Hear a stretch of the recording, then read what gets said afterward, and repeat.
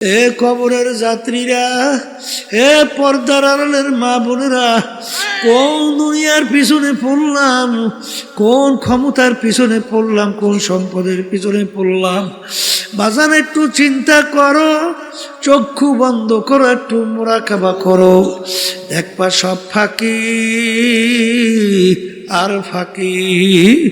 আজরাইল সালাতু ওয়াস সালাম সবাইয়ের পিছনে হাত পাইতে অপেক্ষা আছে। আবার মালিক যখন বলবে আজরাইল ধর, ওই অবস্থায় যদি থাবা মাইরে বসে বাজান, তখন তুমি দেখতে পারবা তুমি আসলে অমুক টমুক সমুক না, খোদা না খাস্তা জাহান্নামের একজন কয়েদি। এই জন্য আমার বাজানদেরকে বলবা, যেই মামলার তদবির নাই তার কিন্তু খালাস নাই। আপনি মুসলমান দাবি করতে পারেন, কিন্তু আল্লাহ এবং আল্লাহ রাসূল আপনার মুসলমান হিসাবে গ্রহণ করছে কিনা, স্বীকার করছে কিনা, এইটা চিন্তা করে দেখছেন? এই কথা কয় না? হ্যাঁ, এই জন্য আমার বাচ্চাদেরকে বলবো, শোনেন, অত সহজ মনে করিয়েন না মিয়া। মুসলমান দাবি করব, আর কালচার থাকবে, সংস্কৃতি থাকবে, এই বিভিন্ন কায়দায় কাজকর্ম থাকবে, বিজাতিদের সে মুসলমান হয়? মুসলমান আল্লাহ এবং আল্লাহর রসুলের হাতে। যখন আপনি আর আমি আমাদের লাগাম কালিমা সুপর্দ করতে পারবো, তখন আপনি আমি মুসলমান হিসেবে দাবি করতে পারবো। এই সব ক্ষেত্রে দেখছি আল্লাহর কুতু ফজলুল করিম রহমাতুল্লাহ আলাইহি, সুবহানাল্লাহ সুবহানাল্লাহ, কিসের ছেলে কিসের মেয়ে, কে আত্মীয়, ও সব বুঝতই না। কোন কাজে আল্লাহ বেজার, আল্লাহ রসুল বেজার, হুশ থাকতে সে পথে পা বাড়াইত না। আর যে কাজে আল্লাহ খুশি, বাধা দিয়েও তাকে সেই কাজ থেকে ফিরিয়ে রাখতে পারতো না। আমাদের বুঝ হওয়ার পরে যতদূর দেখছি, কথা ঠিক না? এই জন্য আমার বাজানদেরকে বলবো, নেকের পাল্লা ভারী করতে চান না? গুনার পাল্লা হালকা হোক চান না? আরে গুনাহ তো আছেই, গুনাহ ছাড়া কোনো মানুষ আছে? আল্লাহ রাসূল সাল্লাল্লাহু আলাইহি ওয়াসাল্লাম কি বলছেন? কুল্লুকুম খাত্তাউন, তোমরা সবাই গুনাহগার, গুনাহগার ছাড়া কেউ নাই। তাহলে গুনাহ তো আছেই, কথা ঠিক না? ঠিক। তাহলে এখন নেকের পাল্লা কি করা লাগবে? বলের মুখ খুলে ভারী করা লাগবে। আর গুনার পাল্লা হালকা, কি জোরে বলেন, কথা ঠিক কিনা? এখন নেকের পাল্লা ভারী, গুনার পাল্লা হালকা। এই জন্য আল্লাহ হুকুম করছেন সাদিকিন বান্দাদের সঙ্গী হও। এখন সাদিকিন বান্দাদের সঙ্গী হইলে তখন কোন কোন কাজ করলে তোমার নেকের পাল্লা ভারী হবে, গুনার পাল্লা হালকা হবে, তোমাকে শিক্ষা দেবে, কথা ঠিক কিনা?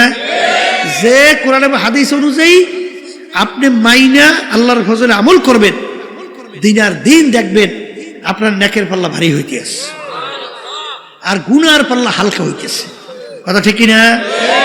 আবু বকর সিদ্দিক রাদিয়াল্লাহু তাআলা আনহু, ওমর ফারুক রাদিয়াল্লাহু তাআলা আনহু, উসমান গনি রাদিয়াল্লাহু তাআলা আনহু, আলী কারামাতুল্লাহ আজহু রাদিয়াল্লাহু তাআলা আনহু, এই যে সাহাবায়ে কেরামদের কথা শুনছেন, তাবিঈনদের কথা শুনছেন, তাবিঈনদের কথা শুনছেন, এই উলামায়ে মুতাকাদ্দিমিন মুতাআখিরিন হাত্তা কাল এখন পর্যন্ত যত আল্লাহ ওয়ালাদের আল্লাহ ওলিদের ইতিহাস শুনছেন, তারা যে কোনো একজন আল্লাহর খাস বান্দার সংস্পর্শে যায় নাই? আসতে কয় গেছে না, যায় নাই? শোনেন, তাদের আদব ছিল কি? আদব বোঝেন তো? নম্রতা, ভদ্রতা। আর একটা নিয়ম আছে, বেয়াদব মাহরুম গাস্তাজ ফজলে রব। বেয়াদব কাকে বলে? যে কথা মানে না, তাকে বলে কি? বেয়াদব আল্লাহর রহমত থেকে বঞ্চিত হয়। ইমাম বুখারী রহমাতুল্লাহি আলাইহি গালেবে গুমান, তিনি দর্শে পড়াইতেছেন, একটা ছেলে বারবার, যেটা মনে পড়তেছে বুখারী রহমাতুল্লাহি আলাইহি মনে হয়, ওই দর্শের নিচ দিয়া যাইতেছে আইতেছে, কিন্তু হুজুর বারবার দাঁড়াই যেতেছে। কি ব্যাপার? ওই ছেলেটা ছিল একটা বিজাতির ছেলে, অন্য ধর্মের, কিন্তু সে তাকে সম্মান দেখাইতেছে, ব্যাপার কি? তখন ছাত্ররা যখন প্রশ্ন করলেন, তখন তিনি বলতেছেন যে ওই ছেলেটার বাপ থেকে আমি একটা মাসালা হল করছি, এই দিক থেকে সে আমার শিক্ষক, এই জন্য শিক্ষকের ছেলে হিসাবে আমি তাকে সম্মান করতেছি। এই জন্য তো আল্লাহ রাব্বুল আলামিন তাদেরকে এই মর্যাদা দান করছে। কথা বলেন না কেন? আব্বাজান রহমাতুল্লাহি আলাইহিকে দেখছি, সুবহানাল্লাহ, শাইখুল হাদিস আজিজুল হক সাহেব রহমাতুল্লাহি আলাইহি, তিনি বরিশাল মাহমুদিয়া মাদ্রাসা, সেখানে একটা মিটিং ছিল, সেই মিটিংয়ে তিনিও গেছিলেন। আব্বাজান রহমাতুল্লাহি আলাইহি তিনিও গেছিলেন। হুজুর যাই আগে পুচ্ছিলেন আর আব্বাজান একটু পরে গেছিলেন। যখন আব্বাজান গেছেন, শাইখুল হাদিস হুজুর রহমাতুল্লাহি আলাইহি, তিনি তো আব্বাজানের ওস্তাদ, কথা ঠিক না?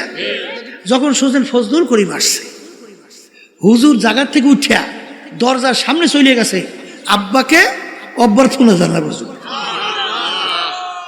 ছাত্র এখন আব্বাজান রহমাতুল্লাহি আলাইহি একেবারে লজ্জায় অস্থির। আব্বাজান বলতে, হুজুর আপনি এরকম করলে আমি শরম পাই না। তখন হুজুর বলতেছে, বাবা ফজলুল করিম শোনো, আমরা হইলাম গোলাপ ফুল গাছ, আমরা কি, আর তুমি হইলা গোলাপ ফুল। এই গোলাপ ফুল গাছের মধ্যে কাটা ভরা না? কাটা কাটা ভরা না? আচ্ছা, গোলাপ ফুল গাছের কাছে কেউ যাইতে চায়? কিন্তু আর এত এই আদর, ওর এত যত্ন, কারণ কি? ওই কাটাযুক্ত গাছ থেকে এমন এক ফুল বের করে যেই ফুলের জন্য সব পাগল, যার ঘেরানে সব মুগ্ধ। হুজুর বলতেছেন, বাবা ফজলুল করিম, আমরা হলাম গোলাপ ফুল গাছ, আমাদের ভিতর থেকে তোমার মতো ফজলুল করিম একটা গোলাপ ফুল বের করতে পারছি, তাই তোমাদের কারণে আমাদের সম্মান। তা তোমাকে আমরা সম্মান আদর করবো না কেন? কি বুঝলে? ওস্তাদ ছাত্রের উপরে কেমন খুশি, কেমন খুশি! হ্যাঁ, দাদাজান রহমাতুল্লাহি আলাইহি বয়ানে শুনছি, বলতেছিলেন একদিন বয়ানের মধ্যে, আমি ক্যাসেটে শুনছি যে মেয়ারা, তখন দাদাজান ওই লোকজনকে বলতে মেয়ারা,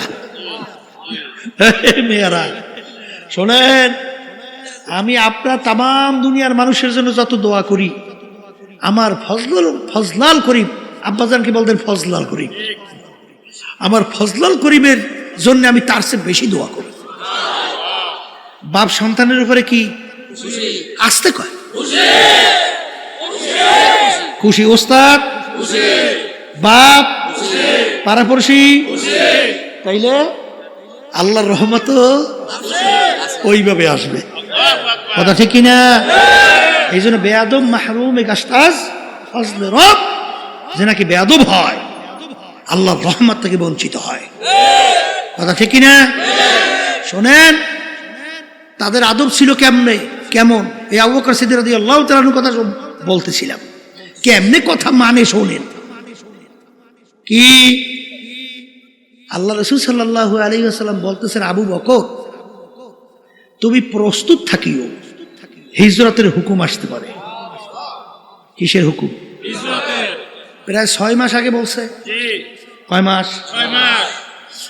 যখন হিজরতের হুকুম হয়েছে, গভীর রাত, আল্লাহ রাসূল সাল্লাল্লাহু আলাইহি ওয়াসাল্লাম আবু বকর সিদ্দিক রাদিয়াল্লাহু তাআলা আনহু তার ঘরের দরজায় যাইয়া একটু টোকা দিয়ে বলতেছেন, আবু বকর। কি ডাকতেছে? বলার সঙ্গে সঙ্গে ভিতর থেকে দরজা টাস করে খুলে দিয়েছে। মুহূর্তও দেরি না, মুহূর্ত।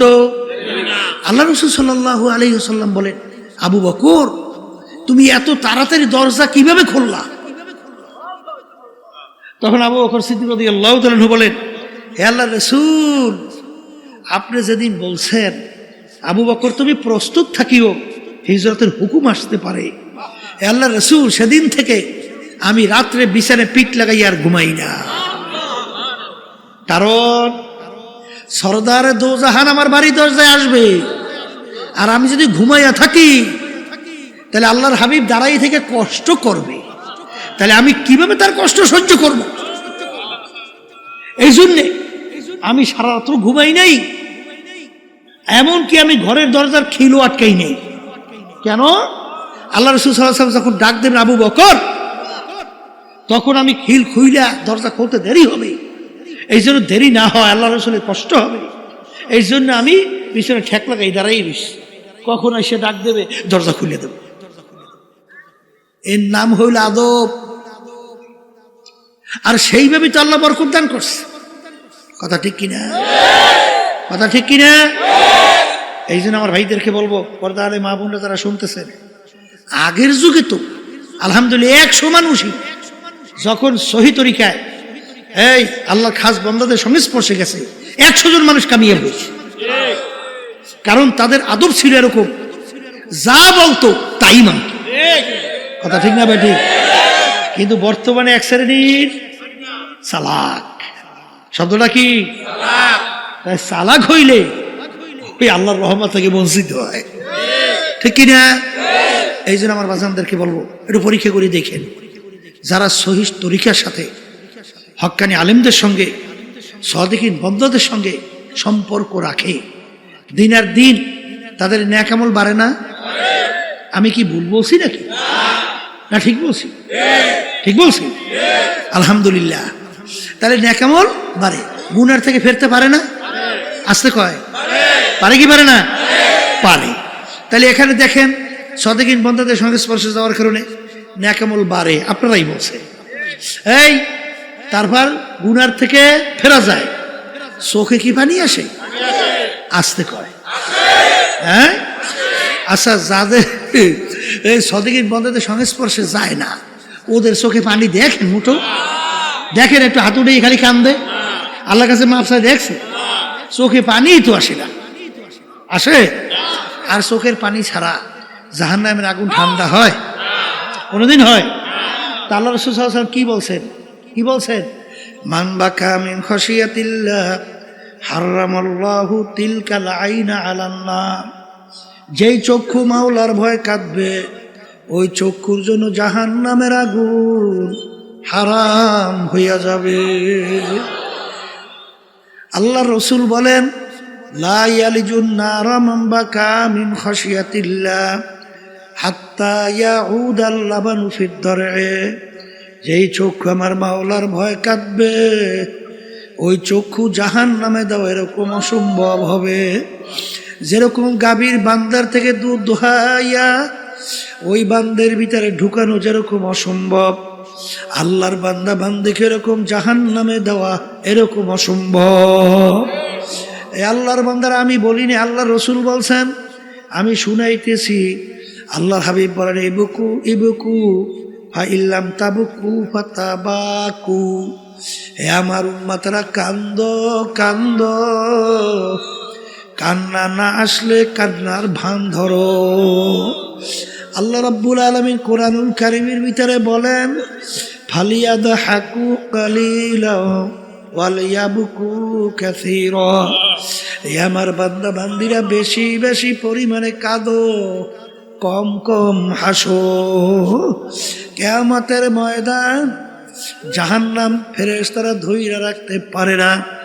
আল্লাহ নবী সাল্লাল্লাহু আলাইহি ওয়াসাল্লাম সিজদায় পড়ে কান্দে, হে আমার মালিক, তোমার ইজ্জতের জালালের কসম খাই আমি বলছি, আজকে যদি জাহান্নাম আমার একটা উম্মতকে খাইয়া ফেলে, আমি রাসূল তোমার বেহেশতে যাব না। আল্লাহ রাব্বুল আলামিন বলে, হাবিব গো, মাথা উঠান, এই পানি নিয়ে জাহান্নামের দিকে ছিটানি মারেন। যখন পানি নিয়ে জাহান্নামের দিকে ছিটানি মারবে, জাহান্নাম কেত কেত কইরা পিছনে দৌড় মারবে। আল্লাহ হাবিব সাল্লাল্লাহু আলাইহি ওয়াসাল্লাম আশ্চর্য হইয়া বলবেন, রব্বুল আলামিন, এত ফেরেশতা জাহান্নামকে ধইরা রাখতে পারে না, এ কোন কুদরতি পানি, যেই পানি দেওয়ার সঙ্গে সঙ্গে জাহান্নাম কেত কেত করে পিছনের দিকে দৌড় মারলো। আল্লাহ রাব্বুল আলামিন বলে, হাবিব গো, এ কোনো কুদরতি পানি না, এ হলো আমার বান্দা বান্দি, আপনার উম্মতেরা দুনিয়া থাকা অবস্থায় যারা এই জাহান্নামের ভয়, আমার আযাব ও গজবের ভয়, দুই চোখের পানি সেইরা কাইদা আমার কাছে মাপ চাইছে, ওই চোখের পানি হলো এই পানি। এই আল্লাহর বান্দারা, পর্দা আলে মা বোনেরা, এক শ্রেণী বর্তমানে বক্তা এক ওয়াইজিন বের হইল, আরে শুধু বয়ানের ভিতরে মানুষকে হাসায়, বলেন নাউজুবিল্লাহ। বাজান কহকা হাসি অর্থাৎ বড় জোরে শব্দ করে আসলে হারাম কবিরা গুনাহ হয়। আল্লাহ নবী সাল্লাল্লাহু আলাইহি ওয়াসাল্লাম তার জীবনে একবারও জোরে উল্লেখ কইরা শব্দ কইরা কহকা হাসি জীবনে একবারও হাসেন নাই। তিনি বেশি সময় মিসকি হাসতেন, অনেক সময় একটু বেশি হাসলে বহে সামনে দুই একটা দাঁতের মাথা দেখা যাইতো। কারণ কি, আল্লাহর হাবিবের ইতিহাস পড়লে দেখবেন আল্লাহ হাবিব সাল্লাল্লাহু আলাইহি ওয়াসাল্লাম অনেক সময় এমনভাবে কাঁদতেন কান্নাহু তল্লুন, মনে হয় যেন হালকা বৃষ্টি পড়তেছে। আর আলী রাদিয়াল্লাহু তাআলা আনহু, আমার মাওলার ভয়, মাওলার আযাব গজবের ভয়, মালিকের জাহান্নামের ভয়, কাঁদতে কাঁদতে গালের ভিতরে দাগ পড়ে গেছিল। লোকেরা বলে আমির দাগে ঔষধ লাগান ভালো হবে। হাল তিনি বলেন, আমার সাথীরা, কিয়ামতের ময়দানে মালিক যখন জিজ্ঞাসা করবে ওমর কি আমল আমার কাছে নিয়ে আসছো, বলবো মালিক তোমার ভয়, তোমার জাহান্নামের ভয়। কাঁদতে কাঁদতে কালে দাগ পরাইয়া নিয়ে আসছি। এ কবরের যাত্রীরা, যেই মামলার তদবির নেই তার কিন্তু খালাস নাই। বাজান দুনিয়ার কেসের ভিতরে পড়লে সেখানে যদি তদবির না করেন কেসে ভালো ফলাফল পাওয়ার আশা করা যায় না। হে কবরের যাত্রীরা, তোমার আমার সামনে আখিরাতের 5টা মামলা দাঁড় হইয়া আছে। একটা মৌতের মামলা, কবরের মামলা, মিজান পুলসিরাতের মামলা, কিয়ামতের ময়দানের মামলা।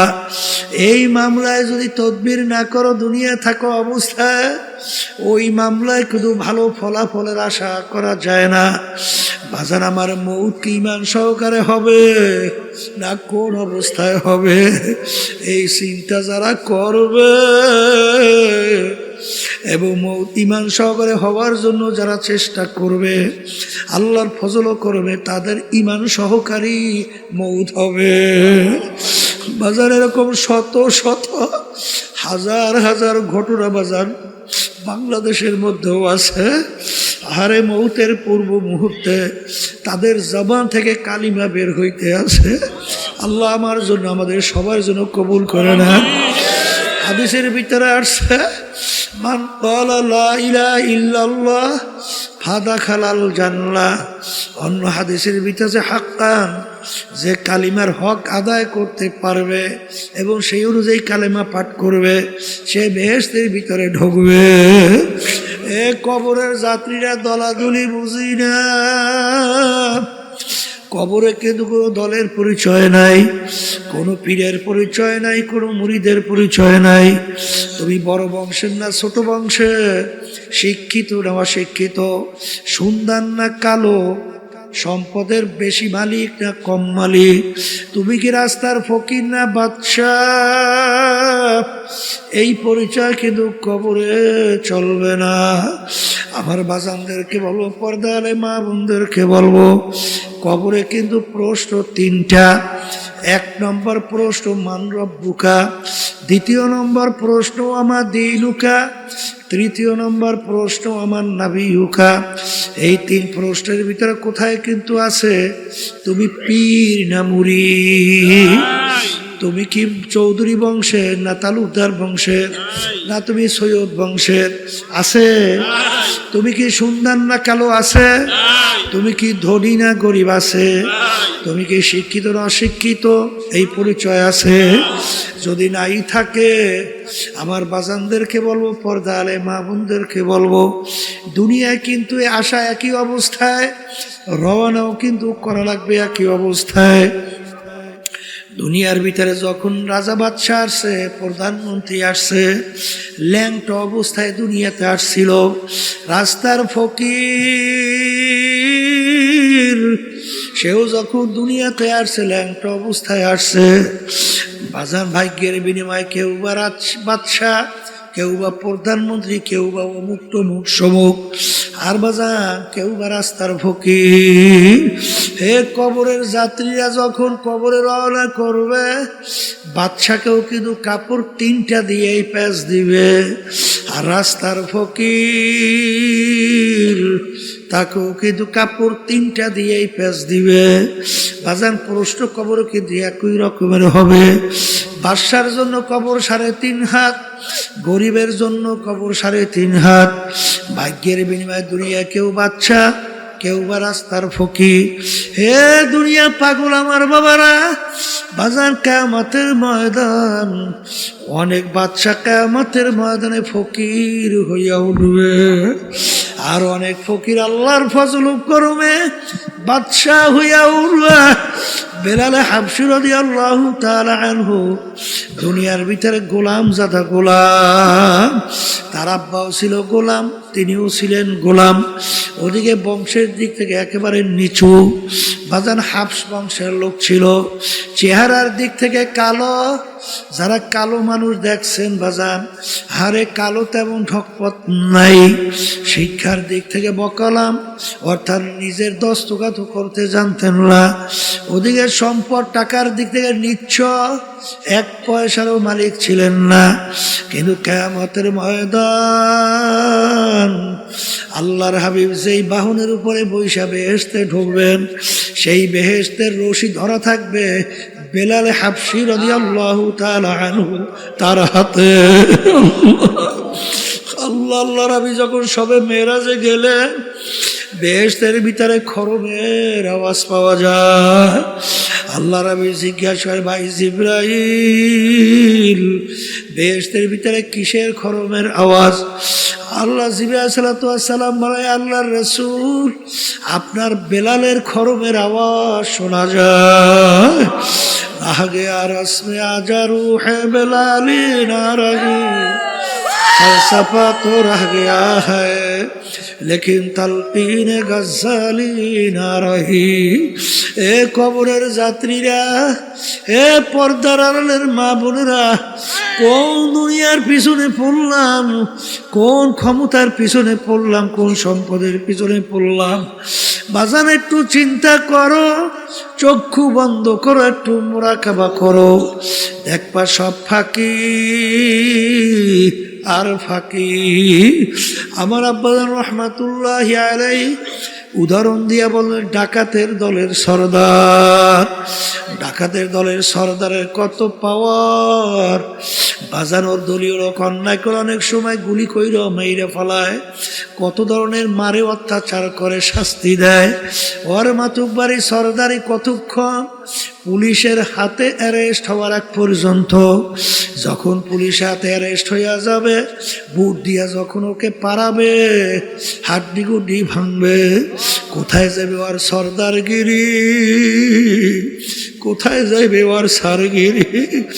এ কবরের যাত্রীরা, আজকে দুনিয়ার ভিতরে অনেকে পরিচয় দেয়, আমি পীর, আমি চেয়ারম্যান, আমি মেম্বার, আমি এমপি, আমি মিনিস্টার, আমি এত সম্পদ, এত টাকার মালিক, আমি 100,000 কোটি টাকার মালিক, আমি অমুক বংশের অমুক শিক্ষিত, অমুক পাণ্ডিত, আমি অমুক তমুক সমুক।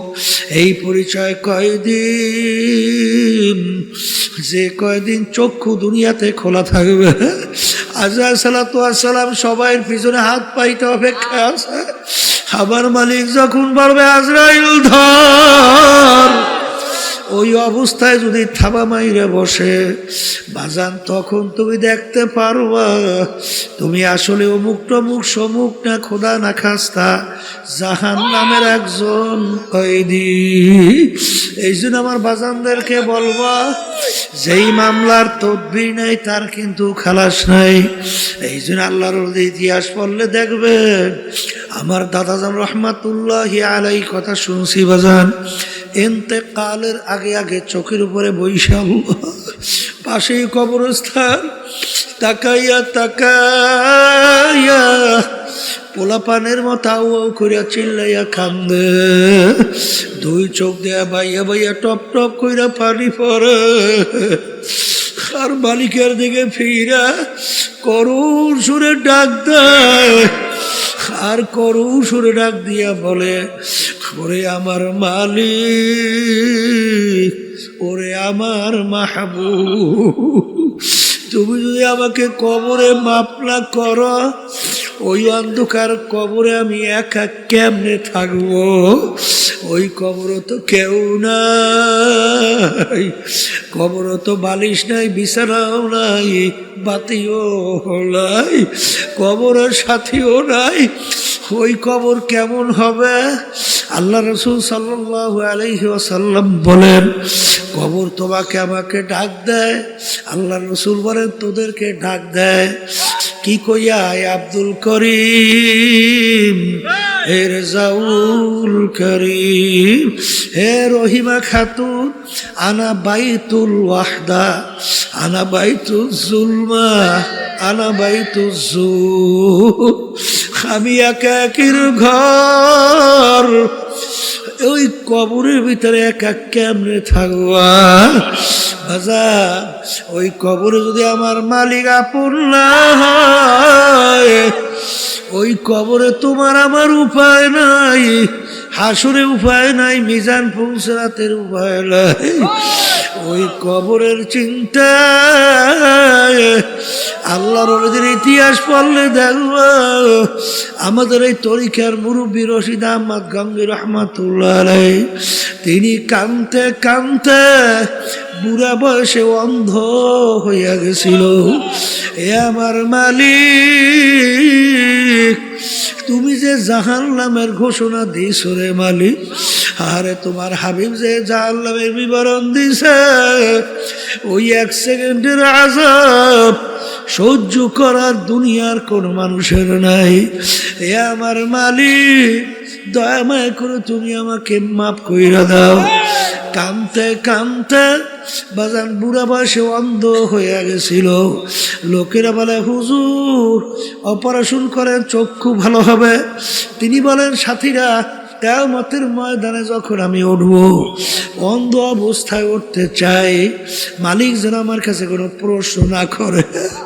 মালিক যদি প্রশ্ন করে, আমার কোনো উপায় নাই, এই জন্য আমি মালিকের সামনে অন্ধ অবস্থায় দাঁড়াইতে চাই। যেই মামলার তদবির নাই, ওই মামলারও কিন্তু খালাস নাই। এ দুনিয়ার পাগল আমার বাবারা, পর্দার আড়ালের মা বোনেরা, আজকে দুনিয়া চিনছ, দুনিয়ার সম্পদ টাকা পয়সা চিনছ, সম্মান চিনছ, এই জন্য দুনিয়া কামাই করার জন্য রাত দিন অনেক সময় নষ্ট করো, কিন্তু আখিরাতের পরিচয় পাও নাই, আল্লাহর পরিচয় পাও নাই, বেহেশত ও জাহান্নামের পরিচয় পাও নাই। এই জন্য জাহান্নাম থেকে বাঁচার জন্য, বেহেশতে যাওয়ার জন্য চেষ্টা চিন্তাও নাই।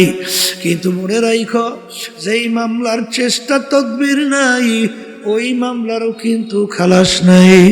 এই জন্য আমার বাজানদেরকে বলবো, পর্দারে মা বোনদেরকে বলবো, বাজান, দুনিয়ার যে কোনো কাজের ভিতরে নির্ধারিত সময় থাকে, তারিখ দেওয়া থাকে। তোমার আমার মৌতের কোনো তারিখও নাই, নির্ধারিত কোনো সময়ও নাই। কখন কোন সময় কিভাবে কে রওনা করব। আমার মালিক যখন মাহফিলে নিয়ে আসছে, মালিক বড় দয়ার মালিক, মালিক বড় মায়ার মালিক। যদি দুই চোখের পানি ছাইরা দেলটাকে ভাইঙ্গা যদি মালিককে ডাক দিতে পারো, আমার মালিক তোমার আমার জীবনের সব গুনাহ মাফ কইরা দিবেন। আল্লাহুম্মা আমিন। এ ঘরের মেয়ে লোকেরা হাত উঠাও, গুনার কথা মনে করো, তো চোখের পানি ফালাও, মালিকের দরবারে কান্দো আর মাপ চাও। যদি কান্না না আসে, মনকে বুঝাও, ওরে মন, একদিনে ঘরের দরজা দিয়া নতুন বউ হইয়া উঠছিল রে মন। কত মেয়ে লোকে শরবত খাওয়াইলো, কত মেয়ে লোকে বাতাস করলো, আবার এমন একটা দিন আসবে, এই ঘরের দরজা দিয়া মরা লাশ হইয়া বের হবা, ছেলে কানবে মামা করে, মেয়ে কানবে মামা করে, জবাব তো আর দিবা না। এ আল্লাহ, আপনি একটু এই মাঠের দিকে চাইয়া দেখেন আপনার বান্দারা কিভাবে কান্দে। মালিক, আমাদের ছেলেও মরে নাই, মেয়েও মরে নাই, গুনাহ করে বসছি রে, মাফ করে দেন গো মাওলা, মাফ করে দেন।